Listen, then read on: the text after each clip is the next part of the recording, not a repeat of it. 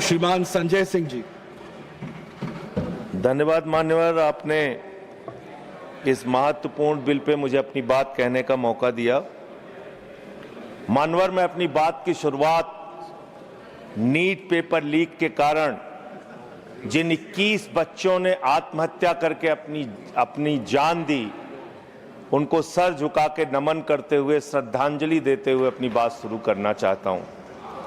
मैं उन लोगों को भी श्रद्धांजलि देना चाहता हूं जो पिछले 10 साल में 1,23,000 छात्रों ने सुसाइड किया, आत्महत्या किया, और 2,000 छात्र हर साल सिर्फ पेपर लीक के कारण आत्महत्या की जिन्होंने। मान्यवर, मैं ये बिल पढ़ रहा था और आपने नीट के पेपर लीक के कारण जब 22 लाख बच्चे प्रभावित हुए तो आपने कहा री एग्जाम कराएंगे। पहली बार जब आपने एग्जाम कराया तो 22,80,000 बच्चे उसमें बैठे थे, लेकिन दोबारा जब आपने री एग्जाम कराया तो उसमें मात्र 20 लाख बच्चों ने हिस्सा लिया।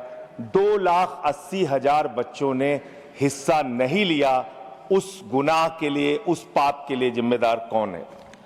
दूसरी बात मान्यवर, यह बिल देख के मुझे लगता है कि सरकार खुद स्वीकार कर रही है कि देखो भाई, पेपर लीक तो होगा, पेपर लीक हम नहीं रोक पाएंगे, पेपर लीक होगा। हत्या के खिलाफ सख्त कानून बनता है, बलात्कार के खिलाफ सख्त कानून बनता है। तो कोई हत्या का अपराधी होता है, बलात्कार का अपराधी होता है जिसको सजा मिलती है।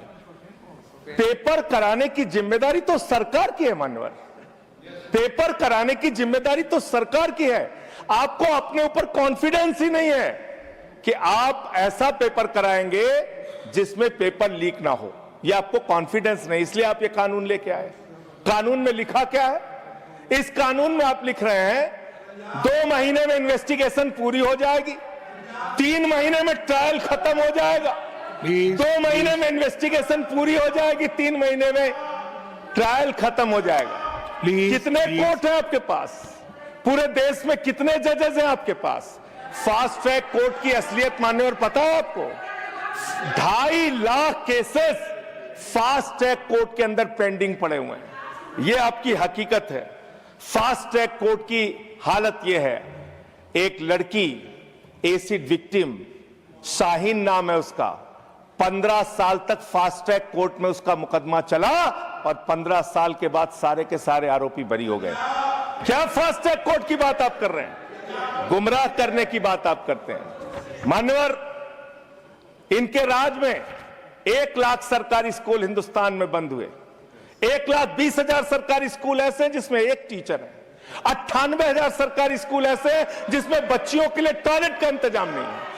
1,19,000 सरकारी स्कूल ऐसे हैं जिसमें बिजली का इंतजाम नहीं है। मान्यवर, यह सरकार शिक्षा के ऊपर मात्र 2% पैसा खर्च करती है, मिड डे मील में नमक रोटी खाने को देती है। इसलिए क्योंकि मोदी जी का नारा है अनपढ़ रहेगा इंडिया तभी तो अंधभक्त बनेगा इंडिया। अनपढ़ रहेगा इंडिया तभी तो अंधभक्त बनेगा इंडिया। मान्यवर, इस सरकार ने कोयला चुराया, गैस चुराया, बिजली चुराई, पानी चुराई, शिक्षा चुराया, स्कूल चुराया, अस्पताल चुराया, पेपर चुराया। हम लोगों ने सोचा अब क्या चुराएंगे? बोले हम चंदा भी चुराएंगे, राम का चंदा भी चुराएंगे। पेपर चोरी से लेके चंदा चोरी तक सारे चोरी के गुनाह में तुम लोग शामिल हो। मान्यवर, किसान आंदोलन करता है तो खालिस्तानी हो जाता है। किसान आंदोलन करता है तो खालिस्तानी हो जाता है।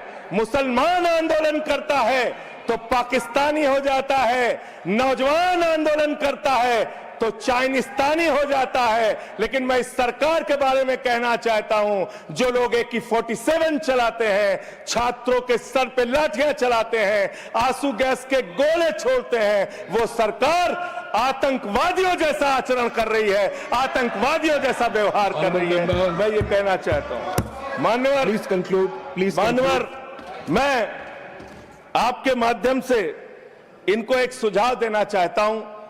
इनकी एक सांसद ने वहां पर गई हुई नौजवान, खत्म कर रहा हूं सर, सबके ऊपर आपने 1-2 मिनट मुझे भी दे दीजिए, टाइम खत्म हो रहा है। बोलिए बोलिए सर, अभी तो 3 मिनट बाकी है सर। बोलिए सर,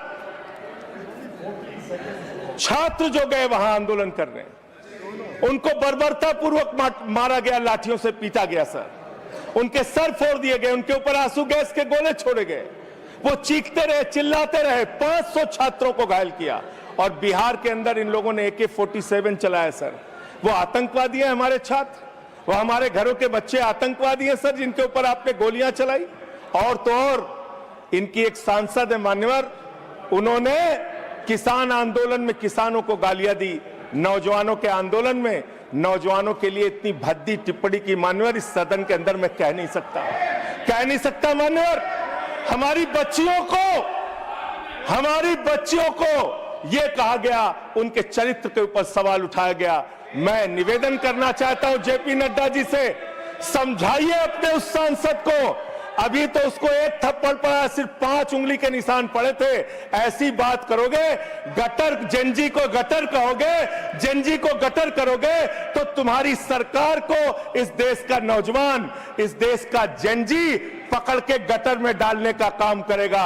इसलिए तुम्हारी सरकार को मान्यवर, इसलिए मैं आपसे निवेदन करना चाहता हूं, नौजवानों को गटर जेनजी मत बोलो, तुम्हारी सरकार को उठा के वो गटर में डालने का काम करेंगे मान्यवर। इसमें ऐसे ऐसे प्रावधान आप लेके आए हैं। माननीय संजय जी, मैं बस खत्म कर रहा हूं। अकेले स्पीकर हैं आप? हाँ, अकेले हैं। अकेले। सर, मैं ये सोच रहा था कि ये सरकार ऐसा कानून लेके आए, अकेले रहेंगे तब भी तुम्हारे खिलाफ लड़ेंगे, याद रखना। माननीय संजय जी, अकेले रहेंगे तब भी तुम्हारे खिलाफ लड़ेंगे जी। ये दादागिरी कहीं और दिखाना। बैठ जाओ, चंदा चोरी करते हो तुम लोग। माननीय तरुण जी, माननीय Sanjay ji, address the chair, chair को एड्रेस करें, एड्रेस द चेयर। माननीय संजय जी, मैं सीरियल कर रहा हूं सर।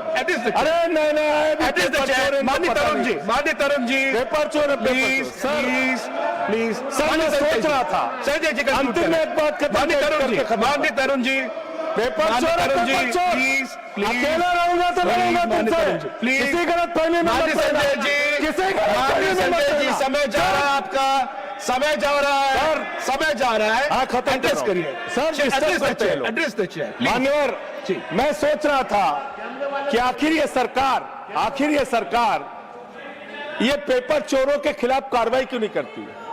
मुझे ये पता चला मान्यवर, ईडू टेस्ट नाम की एक कंपनी, खत्म कर रहा हूं, ईडू टेस्ट नाम की एक कंपनी जो गुजरात के अंदर ब्लैक लिस्टेड हुई, उससे बिहार में पेपर कराया गया, वहां भी ब्लैक लिस्टेड हुई, उसी से यूपी में पेपर कराया गया, वहां से भी ब्लैक लिस्टेड हुई। तो जो पेपर चोर हैं वो अहमदाबाद में ब्लैक लिस्ट हुए, बिहार में ब्लैक लिस्ट हुए, यूपी में पेपर चोरी की, क्योंकि उनको पेपर कराने का ठेका इसलिए मिलता है क्योंकि उनका संबंध, खत्म कर रहा हूं सर, 30 सेकंड सर, 30 सेकंड। उस ईडू टेस्ट कंपनी का पेपर चोर का संबंध देश के प्रधानमंत्री और कई राज्यों के मुख्यमंत्री से है। Thank you. मुख्यमंत्री से है सर। No, मुख्यमंत्री से है, प्लीज फोटो मिल जाएंगे। सर, खत्म कर रहा हूँ, धमकी मत दिलवाइए सर। कंक्लूड करिए। चोर हमको धमकी दे रहे हैं, ये चंदा चोर हमको धमकी दे रहे हैं। Anything unparliamentary will not go on record. Anything unparliamentary will not go on record. Please conclude करिए। I'll allow you. Chandrashekhar ji के अंतिम लाइन कंक्लूड करिए। आप ही आ रहे हैं सर, हमको कंक्लूड करिए। I'll have to put that one. I'll allow you. Conclude करिए। बिठाइए। कंक्लूड करिए। पेट पे दर्द शुरू हो गया। माननीय संजय जी, मिर्गी के झटके आ रहे हैं सर, उनको समझाइए। कंक्लूड करिए प्लीज। मिर्गी के झटके आ रहे हैं सर, उनको समझाइए सर। मैं आपको समय दूंगा। I'll give you the time, please.